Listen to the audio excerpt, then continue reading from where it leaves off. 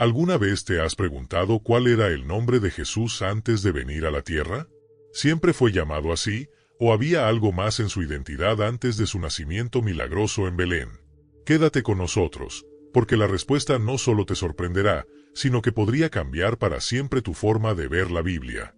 Acompáñanos en este recorrido a través de las Escrituras y descubramos juntos la increíble verdad sobre quién era realmente Jesús antes de su vida terrenal.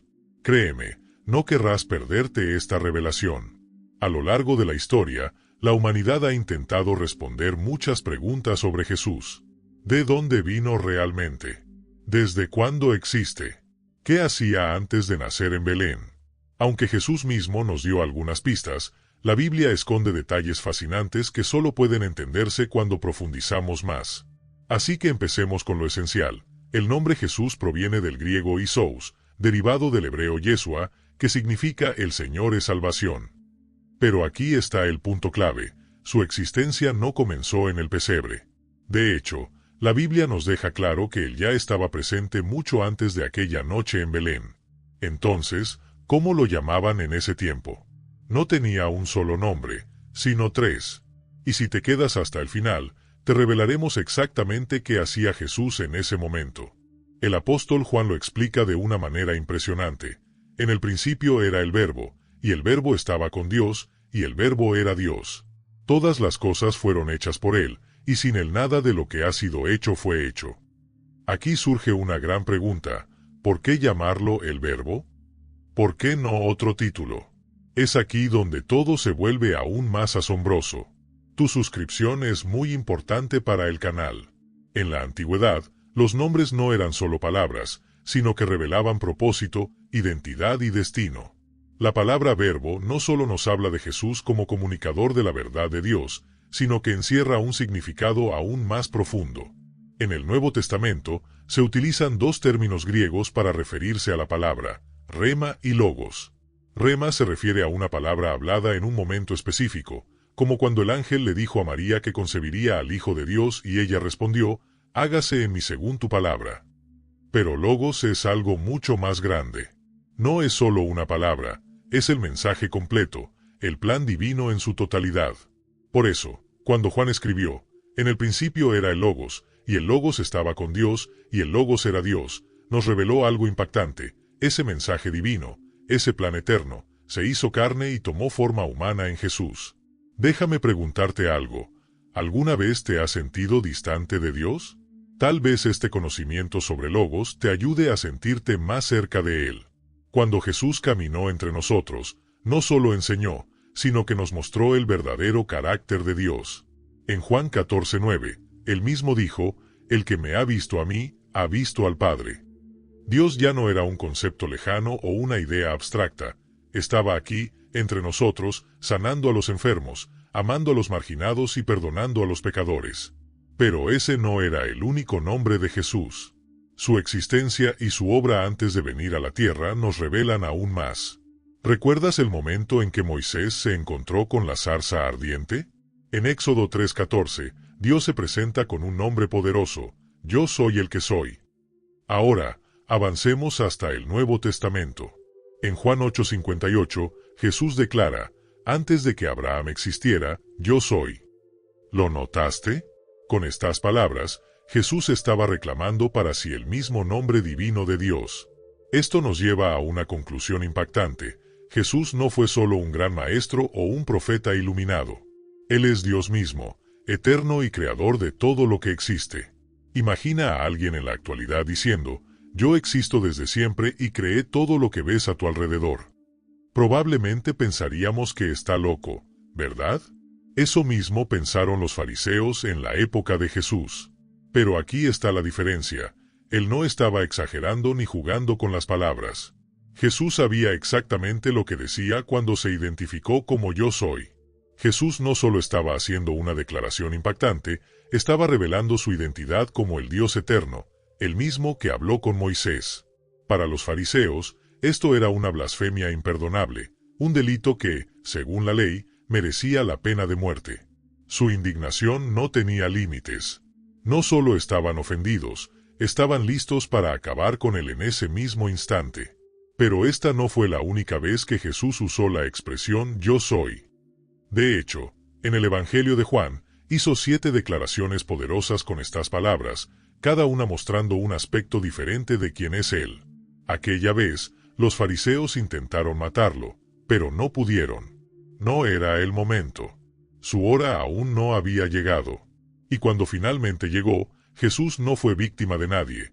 Él entregó su vida voluntariamente en la cruz. Y al hacerlo, dejó claro que Él es el yo soy, el Dios eterno, el Salvador del mundo. Pero aquí hay algo aún más asombroso. Yo soy no es la única manera en que Jesús se manifestó antes de su nacimiento. A lo largo del Antiguo Testamento, hay múltiples apariciones de una figura enigmática llamada el Ángel del Señor. Pero este no era un ángel como los demás. Su identidad es mucho más profunda. Volvamos a la historia de Moisés y la zarza ardiente. En ese encuentro sobrenatural, Dios se revela con un nombre que trasciende el tiempo. Yo soy el que soy, Éxodo 3:14. Con estas palabras, no solo afirma su existencia eterna, sino que deja claro que es el único ser autoexistente, sin principio ni fin. Siglos más tarde, en el Nuevo Testamento, Jesús hace una declaración igualmente impactante. Antes de que Abraham existiera, yo soy, Juan 8:58. Para sus oyentes, y especialmente para los fariseos, estas palabras no dejaban lugar a dudas. Jesús no estaba simplemente haciendo una metáfora o hablando en sentido figurado. Él estaba afirmando su divinidad, identificándose con el mismo Dios del Antiguo Testamento. Esta declaración era algo tan serio que, en su cultura, equivalía a ponerse en igualdad con Dios. Pero Jesús no solo afirmó su divinidad con palabras. También lo hizo a través de 7 declaraciones clave en el Evangelio de Juan, cada una revelando un aspecto esencial de su identidad y misión en la tierra. No eran simples títulos, sino verdades que mostraban su relación con la humanidad y su propósito divino. Yo soy el pan de vida, Juan 6:35. Jesús se presenta como el alimento espiritual que sacia las necesidades más profundas del alma humana. Yo soy la luz del mundo, Juan 8:12. Él es quien ilumina el camino de la verdad y trae esperanza en medio de la oscuridad. Yo soy la puerta de las ovejas, Juan 10:7. Jesús se describe como la única entrada segura al redil de Dios, ofreciendo protección y salvación. Yo soy el buen pastor, Juan 10:11. Un pastor que no solo guía, sino que da su vida por sus ovejas, demostrando su amor incondicional. Yo soy la resurrección y la vida, Juan 11:25. Jesús tiene poder sobre la muerte y promete vida eterna a quienes creen en Él. Yo soy el camino, la verdad y la vida, Juan 14:6. No hay otro acceso al Padre, no hay otra verdad absoluta, no hay otra fuente de vida. Yo soy la vid verdadera, Juan 15:1. Jesús muestra la importancia de permanecer en Él para llevar fruto espiritual y vivir en comunión con Dios. Cada una de estas afirmaciones no solo resalta su naturaleza divina, sino que también revelan su papel como Salvador y Rey. Pero aún hay más. En todo el Antiguo Testamento, encontramos apariciones misteriosas del Ángel del Señor, una figura que interactúa con los seres humanos de una manera que ningún otro ángel lo hace. ¿Podría ser que este ángel no era otro que Jesús mismo, manifestándose antes de su encarnación? Las apariciones del Ángel del Señor en el Antiguo Testamento son profundamente significativas. En múltiples ocasiones, este ser misterioso no solo lleva un mensaje de Dios, sino que actúa con la autoridad y el poder del propio Creador. Un ejemplo impactante se encuentra en Génesis 16, cuando el ángel se le aparece a Agar y le promete que su descendencia será incontable. Lo sorprendente aquí es que este ángel no habla como un simple mensajero, sino como si fuera Dios mismo. Por esta razón, muchos estudiosos creen que estas apariciones del ángel del Señor son manifestaciones de Jesús antes de su encarnación. No es un ángel común, sino una presencia divina que se hace visible en momentos clave de la historia de Israel. Pero esto no es todo. Siglos antes del nacimiento de Jesús, las profecías ya anunciaban su llegada. Isaías 9:6 es una de las más impactantes. Porque un niño nos es nacido, hijo nos es dado, y el gobierno estará sobre su hombro. Y se llamará su nombre admirable, consejero, Dios fuerte, Padre eterno, Príncipe de paz. Cada uno de estos títulos revela diferentes facetas de su naturaleza y misión. Admirable consejero muestra su sabiduría divina, Dios fuerte enfatiza su poder absoluto, Padre eterno confirma su existencia sin principio ni fin, y Príncipe de paz señala su papel en traer reconciliación, tanto entre Dios y la humanidad como en el corazón de cada creyente. Ahora bien, si queremos comprender mejor la relación eterna entre Jesús y el Padre, debemos mirar una de sus oraciones más profundas, Juan 17. Aquí, Jesús habla directamente con Dios en una conversación que nos permite ver su comunión antes de la creación del mundo. Jesús ora diciendo: Padre, ha llegado la hora. Glorifica a tu Hijo, para que tu Hijo te glorifique a ti. Yo te he glorificado en la tierra, he acabado la obra que me diste que hiciera. Ahora pues, Padre, glorifícame tú al lado tuyo, con aquella gloria que tuve contigo antes que el mundo existiera. Este pasaje deja algo muy claro: Jesús no fue creado en algún punto de la historia. Él siempre ha existido junto al Padre, compartiendo su gloria desde la eternidad. Ahora, volvamos a las apariciones del ángel del Señor. Un caso fascinante se encuentra en el libro de Jueces, cuando este ángel se presenta ante Gedeón para llamarlo a liberar a Israel. Lo interesante es que no solo le da instrucciones, sino que recibe adoración y habla con la misma autoridad de Dios. Todo esto refuerza la idea de que este ángel no era simplemente un enviado celestial, sino una manifestación de Cristo antes de su llegada a la tierra. Pero la presencia de Jesús en la historia de la humanidad no comienza ni siquiera con estas apariciones. Su participación se remonta al mismo acto de la creación. En Colosenses 1, 16-17, el apóstol Pablo afirma: Porque en él fueron creadas todas las cosas, las que hay en los cielos y las que hay en la tierra, visibles e invisibles, y todas las cosas en él subsisten. Este pasaje es crucial. No solo confirma que Jesús estuvo presente en la creación, sino que fue el agente a través del cual todo fue hecho. Él no es solo una parte de la historia, es el centro de todo el plan divino. Más adelante, en el libro de Apocalipsis, encontramos descripciones impactantes sobre la gloria celestial de Jesús. En Apocalipsis 1, 16-17, Juan tiene una visión donde describe a Cristo con un poder indescriptible. Su rostro era como el sol cuando resplandece en su fuerza. Cuando lo vi, caí como muerto a sus pies. Pero él puso su mano derecha sobre mí y me dijo: No temas, yo soy el primero y el último. Esta imagen revela que, aunque Jesús se humilló al tomar forma humana, su naturaleza divina y su gloria permanecen inalteradas. Y esta gloria es la misma que se menciona al inicio del Evangelio de Juan. Allí encontramos una de las declaraciones más profundas sobre su identidad. En el principio era el Verbo, y el Verbo era con Dios, y el Verbo era Dios. Juan 1:1.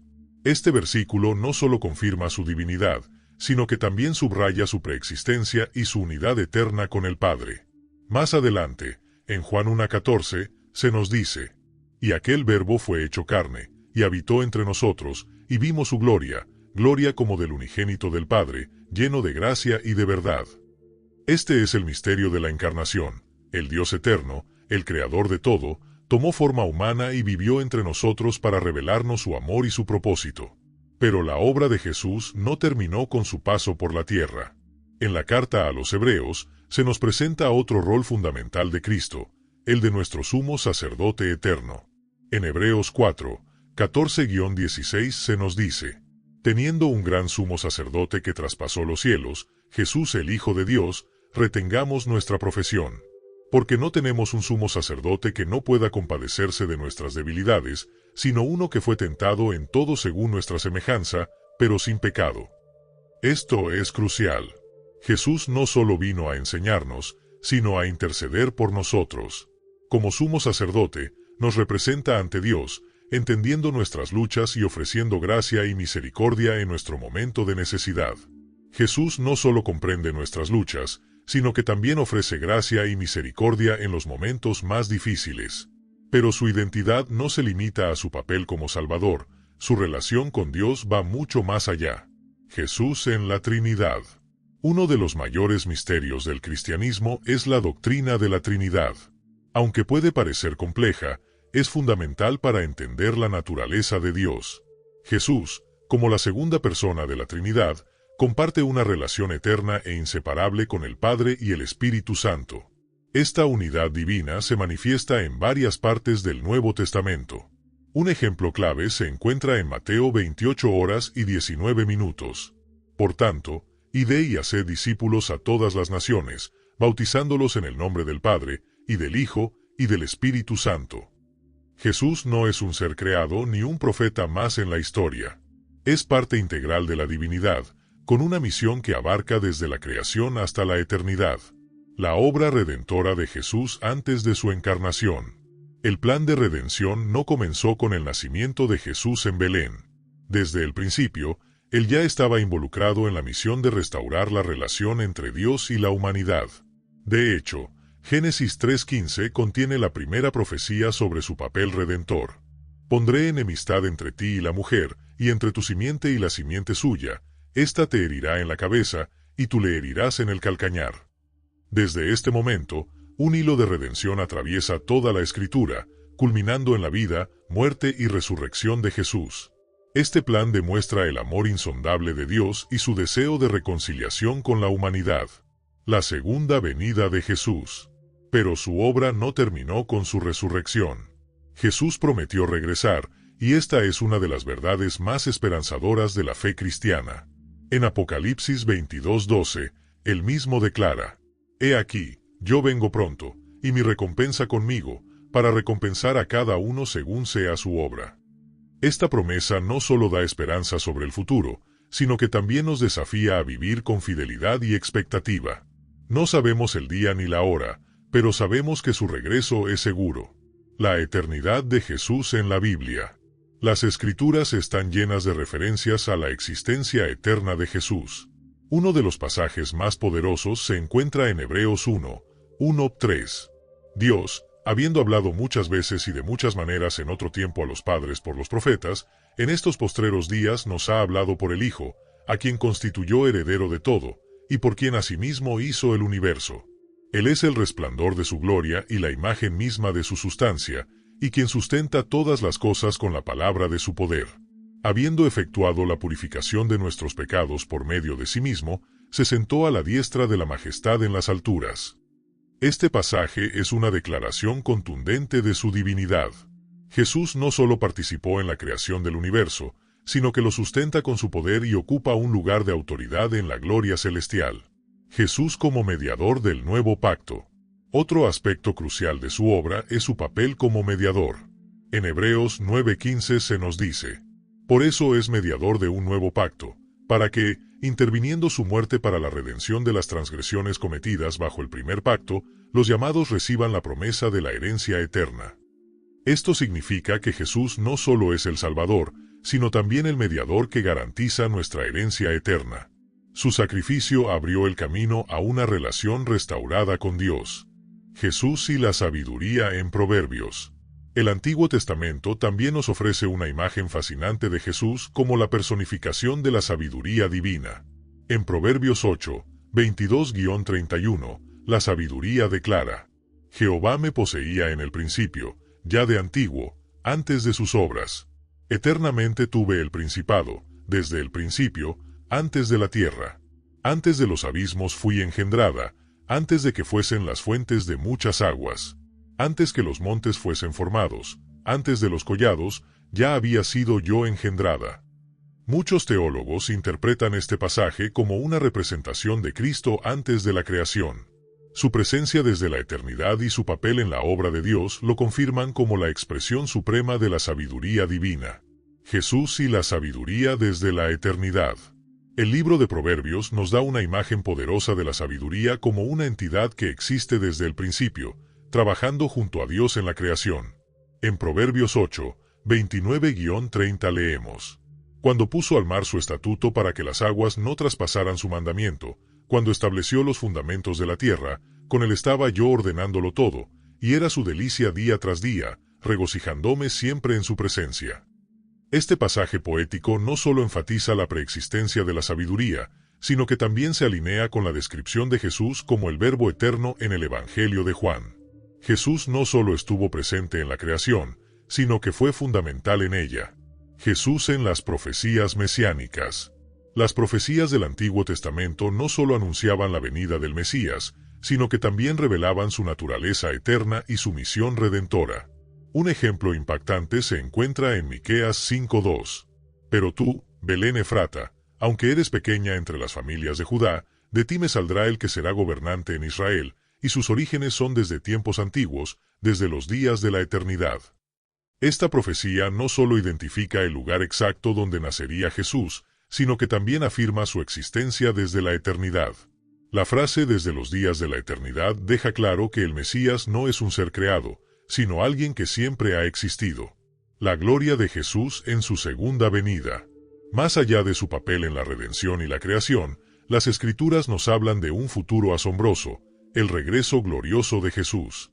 En Mateo 24:30, él mismo declara: entonces aparecerá la señal del Hijo del Hombre en el cielo, y entonces se lamentarán todas las tribus de la tierra, y verán al Hijo del Hombre viniendo sobre las nubes del cielo, con poder y gran gloria.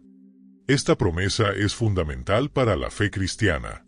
No solo da esperanza a los creyentes, sino que también reafirma la soberanía y el poder absoluto de Jesús. Su segunda venida no será en humildad, sino en majestad, trayendo justicia y estableciendo su reino eterno. Reflexión final. Comprender quién era Jesús antes de su vida terrenal transforma por completo nuestra visión de la Biblia y fortalece nuestra fe. Nos revela que Jesús no es solo un personaje histórico ni un maestro moral. Es el Hijo eterno de Dios, el co-creador del universo y el Salvador del mundo. Su vida, muerte y resurrección no fueron eventos aislados, sino parte de un plan divino eterno para la redención de la humanidad. Desde la creación hasta su segunda venida, su presencia y propósito han sido inquebrantables. Si este video te ha dado una nueva perspectiva sobre Jesús, no olvides darle like y suscribirte al canal para seguir explorando juntos la palabra de Dios. Gracias por acompañarnos y nos vemos en el próximo contenido. Hasta la próxima.